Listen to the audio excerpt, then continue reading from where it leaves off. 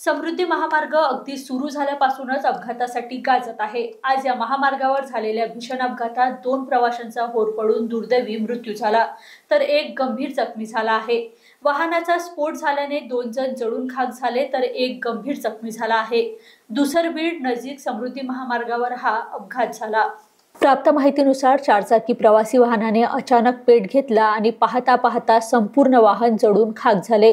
यात 2 जणांचा होरपळून अंत झाला, तर तिसरा प्रवासी गंभीररित्या जखमी झाला आहे। पोलीस महामार्ग पोलीस विशेष रुग्णवाहिका अग्निशमन दल घटनास्थळी दाखल झाले आहे। हे चारचाकी वाहन मुंबई येथून अकोल्याकडे जात होते। वाहनाने अचानक पेट घेतला आणि मोठा आवाज झाल्याने आजूबाजूच्या शेतातील गावकऱ्यांनी घटनास्थळी धाव घेतली। कार विझवण्यात आली असून समृद्धी महामार्गावरील वाहतूक सुरळीत करण्यात आली आहे। दरम्यान स्वर्गवासी बाळासाहेब ठाकरे समृद्धी द्रुतगती महामार्ग आता मृत्यूचा म्हणजेच अपघाताचा मार्ग ठरत आहे। समृद्धी महामार्गावर अपघाताचे सत्र थांबत नसल्याचे चित्र आहे।